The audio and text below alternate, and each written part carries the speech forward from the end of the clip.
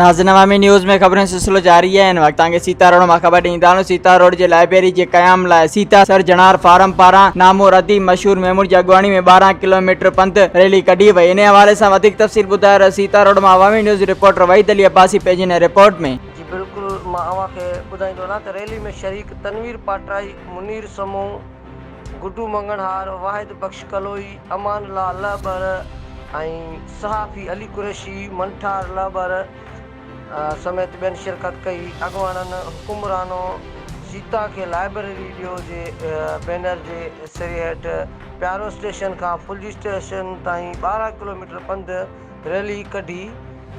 Rally में शामिल अॻवाणनि सख़्त गर्मी में सीता खां लाइब्रेरी ॾियो जा नारा हणंदा रहिया।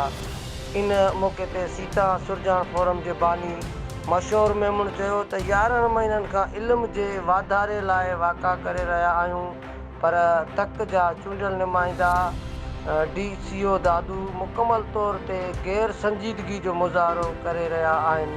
हिननि चयो त MNA इरफान लगारी ऐं MPA अब्दुल अज़ीज़ जुणे जो असेंबलियुनि जा मज़ा माणनि पिया, पर लाइब्रेरी लाइ नथा ॻाल्हाइनि।